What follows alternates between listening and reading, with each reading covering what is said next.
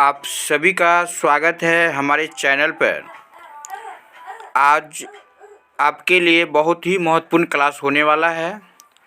आज आप लोगों के लिए विज्ञान के भाग 2 लेकर आए हैं, जो सक्षमता परीक्षा की दृष्टि से बहुत ही महत्वपूर्ण है। आप सभी को पता है, बिहार में बीपीएससी 3.0 और नियोजित शिक्षक का सक्षमता परीक्षा होने वाला है। इसको ध्यान में रखकर एससीईआरटी सिलेबस के आधार पर विज्ञान के महत्वपूर्ण प्रश्न लेकर आए हैं।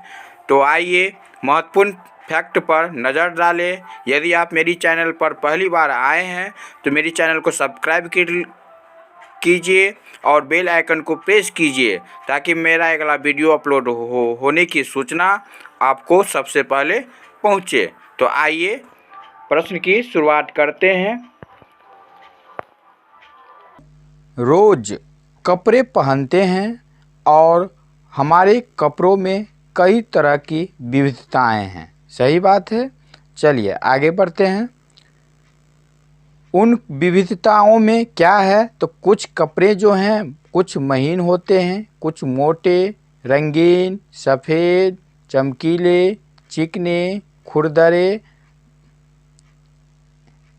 इत्यादि वस्त्र होते हैं।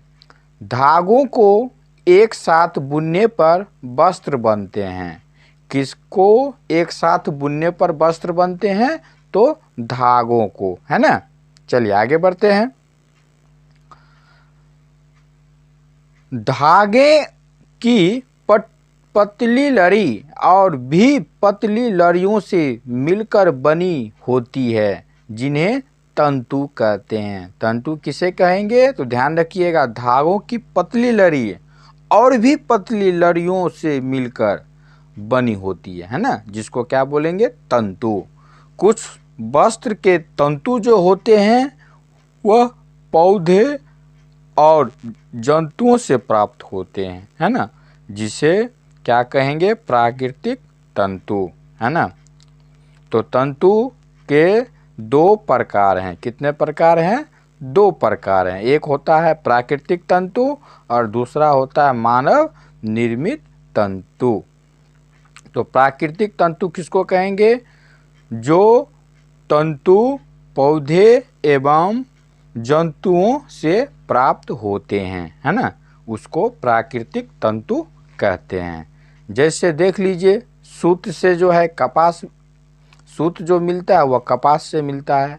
रेशमी सूत रेशम के कीटों के से मिलता है। ऊन भेड़ से, साथ ही ऊँट, बकरी इत्यादि से प्राप्त होते हैं, है ना। ऊन जो है भेड़, ऊँट और बकरी से प्राप्त होते हैं। तो ये जितने भी हैं ये सभी क्या हो गया? प्राकृतिक तंतु। इसके अलावा जो है और भी हैं। इसके अलावा केले के पत्ते, तने, बांस से भी तंतु प्राप्त किया जाता है ना। चलिए आगे बढ़ते हैं।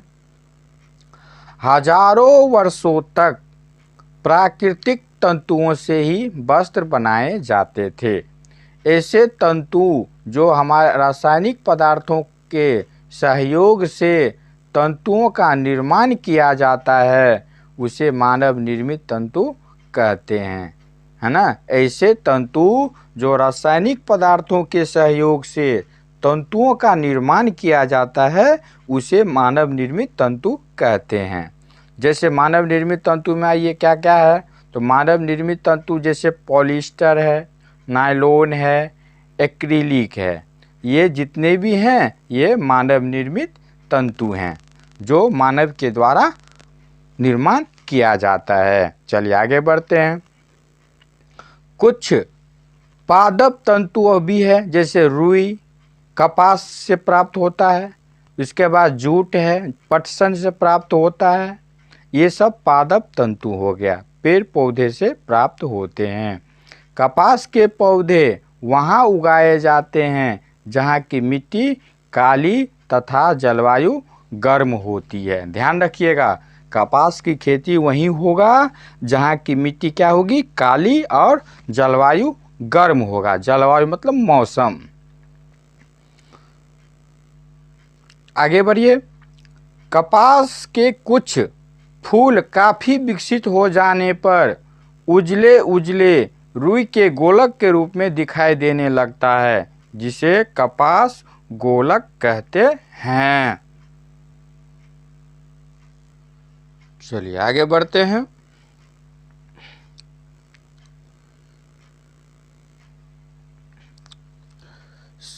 साधारणतया पौधों से कपास को हाथ से चुना जाता है।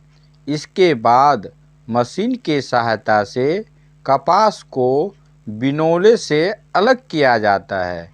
इस क्रिया को कपास ओटना कहते हैं। ध्यान रखिएगा, कपास को क्या करते हैं, पहले हाथ से चुनते हैं, चुनने के बाद मशीन की सहायता से कपास को बिनौले से अलग किया जाता है।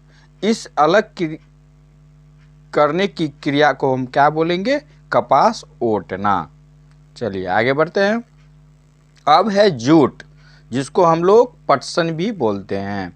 पटसन जो तंतु जो है हम लोग क्या करते हैं, पटसन तंतु को पटसन के पौधे के ताने से प्राप्त किया जाता है ना। भारत में पटसन की खेती वर्षा ऋतु में की जाती है। कब की जाती है, वर्षा ऋतु में। चलिए, भारत में पटसन को प्रमुख रूप से पश्चिम बंगाल, बिहार तथा असम में उगाया जाता है। क्वेश्चन बनेगा कि भारत में पटसन की खेती किन किन क्षेत्रों में, किन किन राज्यों में होती है। तो ध्यान रखिएगा, पश्चिम बंगाल, बिहार और असम, है ना। पश्चिम बंगाल, बिहार और असम में उगाया जाता है। चलिए आगे बढ़ते हैं। जहाँ तक बिहार की बात है तो बिहार में कटिहार, मधेपुरा, सहरसा, खगड़िया, सुपौल, दरभंगा जिलों में जूट अधिक उपजाया जाता है। तो ध्यान रखेंगे, क्वेश्चन बनेगा कि बिहार में पटसन की खेती, है ना, अधिक उपजाया जाता है किन किन क्षेत्रों में, तो कटिहार, मधेपुरा, सहरसा, खगड़िया, सुपौल और दरभंगा। इसको जिले का नाम याद रखिएगा जहाँ पे पटसन अधिक से अधिक उगाया जाता है। चलिए आगे बढ़ते हैं। वस्त्र बनाने से पहले इन सभी तंतुओं को धागों में परिवर्तित कर लिया जाता है। क्या बनाने से पहले, तो वस्त्र बनाने से पहले। इसके बाद आइए कटाई। कटाई क्या है, तो रेशों से धागा बनाने की प्रक्रिया को कटाई कहते हैं। रेशों से, है ना, रेशों से धागा बनाने की प्रक्रिया को कटाई कहते हैं। चलिए आगे आइए। कटाई के लिए क्या करते हैं, तो कटाई के लिए जो है टकली का उपयोग किया जाता है। किसका उपयोग, टकली का उपयोग, है ना। हाथ से चलने वाली कटाई में उपयोग होने वाली एक अन्य युक्ति क्या है, चरखा है ना। क्या है, चरखा है। चलिए आगे बढ़ते हैं। चरखे के उपयोग को राष्ट्रपिता महात्मा गांधी ने लोकप्रियता प्रदान की थी। किसने, तो राष्ट्रपिता महात्मा गांधी ने। चलिए आगे बढ़ते हैं। धागे से वस्त्र बनाने की कई विधि हैं, है ना। धागे से वस्त्र बनाने की कई विधि हैं। इनमें दो प्रमुख विधियां हैं। कौन कौन, एक है बुनाई और दूसरा है बंधाई। वस्त्रों की बुनाई करघों पर की जाती है। कहाँ की जाती है, करघों पर। बंधाई में किसी एकल धागे का उपयोग वस्त्र बनाने में किया जाता है, जैसे स्वेटर, मोजे, है ना। इसमें क्या किया जाता है, एकल धागे का उपयोग किया जाता है ना। चलिए याद रखिएगा, आगे बढ़ते हैं। बंधाई हाथों से तथा मशीनों के द्वारा भी किया जाता है। किसके द्वारा, बंधाई। बंधाई जो है हाथों से तथा मशीनों के द्वारा भी किया जाता है। तो आप लोगों से आग्रह है कि आप यदि पहली बार आए हैं तो मेरे चैनल को सब्सक्राइब कीजिए और अधिक से अधिक शेयर कीजिए। यदि मेरा वीडियो पसंद आए तो इस वीडियो को अपने दोस्तों, अपने सगे संबंधियों के पास शेयर कीजिए ताकि उसे भी इस वीडियो से लाभ प्राप्त हो सके। बहुत से ऐसे गैज हैं जो वीडियो को देख लेते हैं प्लस मेरे चैनल को सब्सक्राइब भी नहीं करते हैं। अगर मैं कुछ वीडियो भी अपलोड करेंगे उसको नोटिफिकेशन कैसे मिलेगा? इसीलिए मेरे चैनल को सब्सक्राइब कीजिए और वीडियो पसंद आए तो लाइक कीजिए और अधिक से अधिक इसको शेयर कीजिए ताकि मैं अगला नेक्स्ट वीडियो डालूं तो उसका नोटिफिकेशन आपको सबसे पहले मिले। तो आइए आगे बढ़ते हैं। वस्त्रों का इतिहास के बारे में जानकारी प्राप्त करते हैं। प्राचीन काल में लोग वृक्षों की छाल, बड़ी बड़ी पत्तियों अथवा जंतुओं के चमड़े से अपने शरीर को ढकते थे प्राचीन काल में। अब आ गया ये पुराने ज़माने में भारतवासी रुई से बने वस्त्र पहनते थे। धागों की बुनाई और बंधाई से वस्त्र बनता है। वस्त्र किससे बनता है? तो धागों की बुनाई और बंधाई से। अब आइए प्रश्नावली की ओर चलते हैं।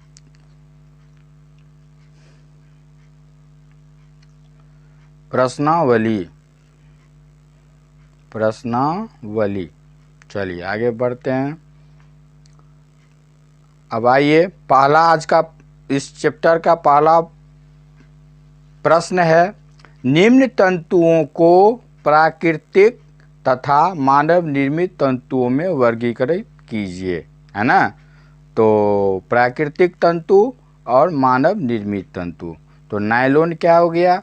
नायलॉन हो जाएगा मानव निर्मित तंतु, ऊन हो जाएगा प्राकृतिक तंतु, इसके बाद रुई भी हो जाएगा प्राकृतिक तंतु, रेशम भी हो जाएगा प्राकृतिक तंतु, पॉलिस्टर हो जाएगा आपको मानव निर्मित तंतु, पटसन भी हो जाएगा प्राकृतिक तंतु, क्योंकि पटसन जो है पेड़ पौधे से मिलता है।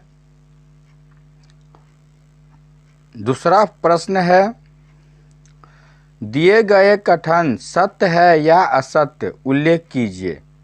तो तंतुओं से धागा बनता है, बिल्कुल सही है। कटाई वस्त्र निर्माण की एक प्रक्रिया है, ये भी सही है।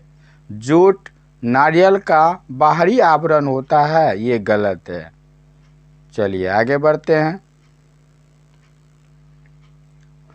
रुई से बिनौले मतलब बीज हटाने की प्रक्रिया को ओटना कहते हैं। रुई से बिनौले बीज हटाने की प्रक्रिया को ओटना कहते हैं, ये सही है।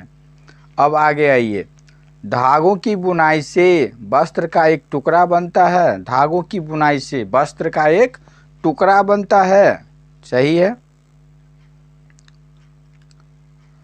रेशम तंतु किसी पादप के तने से प्राप्त किया जाता है, नहीं ये गलत। रेशम जो है वह रेशम के कीटों से प्राप्त किया जाता है। अब आइए, पॉलिस्टर एक प्राकृतिक तंतु है, नहीं ये बिल्कुल गलत है। पॉलिस्टर जो एक मानव निर्मित तंतु है। चलिए आगे बढ़ते हैं। अब कह रहा है रिक्त स्थान को भरने के लिए, है ना, खाली जगह है और खाली जगह से पादप तंतु प्राप्त किए जाते हैं। किससे? पादप तंतु किससे प्राप्त किए जाते हैं? तो कपास से और जूट से, है ना। कपास के पौधे से कपास मिलता है जिससे रुई हम लोग निकालते हैं, कॉटन, और एक होता है जूट पटसन। इसके बाद खाली जगह, और खाली जगह जंतु से मिलने वाले तंतु हैं। जंतु से मिलने वाले क्या कौन सा तंतु है? तो ऊन है ना। ऊन जो है हम लोगों को किससे मिलता है? तो भेड़, बकरी, ऊंट, इन सभी से क्या मिलता है? ऊन मिलता है। किससे? तो चलो अब आगे बढ़ते हैं। तंतुओं से धागा बनाने की प्रक्रिया को खाली जगह कहा जाता है। क्या कहा जाता है? तो कटाई। क्या कहा जाता है? कटाई। वैसे वस्त्र के तंतु जो पौधों एवं जंतुओं से प्राप्त होते हैं कहलाते हैं। क्या कहलाते हैं? प्राकृतिक तंतु, मानव निर्मित तंतु, या ये दोनों, या इनमें से कोई नहीं। तो वैसे वस्त्र के तंतु जो पौधों एवं जंतुओं से प्राप्त होते हैं, तो ऐसे तंतु को प्राकृतिक तंतु कहते हैं, है ना। चलिए आगे बढ़ते हैं। 5 में आइए। 5 में कह रहा है मानव निर्मित तंतु कौन कौन है? तो बताइए। पॉलिस्टर है, नायलॉन है, एक्रिलिक है, या ये सभी है। तो मानव निर्मित तंतु पॉलिस्टर भी है, नायलॉन भी है, नायलॉन भी है और एक्रिलिक भी है। इस तरह इसका ऑप्शन हो जाएगा 4 सभी। अब आगे बढ़िए। बिहार के किस जिले में जूट अधिक उपजाया जाता है? कटिहार, मधेपुरा, सहरसा और चौथा ऑप्शन है ये सभी। तो इसका राइट आंसर हो जाएगा ये सभी। सही बात है। अधिक जूट कहाँ कहाँ उपजाया जाता है आप लोगों को ऊपर बताया है ना मैं। कटिहार, सब मधेपुरा और सहरसा, दरभंगा में भी आता है ना। चलिए आगे बढ़ते हैं। रेशों से धागा बनाने की प्रक्रिया क्या कहलाती है? धागा बनाने की जो प्रक्रिया है रेशों से, उसको हम बुनाई कहते हैं। इसको क्या बोलेंगे? बुनाई, है ना। चलिए आगे बढ़ते हैं। धागे से वस्त्र बनाने की विधियां हैं कौन कौन? तो बुनाई, बंधाई, या ये दोनों, या इनमें से कोई नहीं, है ना। धागे से वस्त्र बनाने की 2 विधियां हैं। कौन कौन? तो बुनाई भी है और बंधाई भी है। चलिए अब आपके लिए प्रश्न है जिसका जवाब आप लोग कमेंट करके देंगे कि नारियल, है ना, नारियल तंतु से बनने वाली 2 वस्तुओं के नाम बताएं। दूसरा क्वेश्चन है भारत में पटसन कहाँ कहाँ उपजाया जाता है? इन दोनों प्रश्न का उत्तर आप लोग कमेंट बॉक्स में देंगे। तो जाने से पहले मेरी चैनल पर पहली बार आए हैं तो चैनल को सब्सक्राइब कर लीजिए। इसका अगला वीडियो मैं बहुत जल्द अपलोड करेंगे ताकि इसकी सूचना आप लोगों को बहुत जल्द मिले। और वीडियो पसंद आए तो लाइक कीजिए और अधिक से अधिक जो है अपने दोस्तों को भी शेयर कीजिए। धन्यवाद।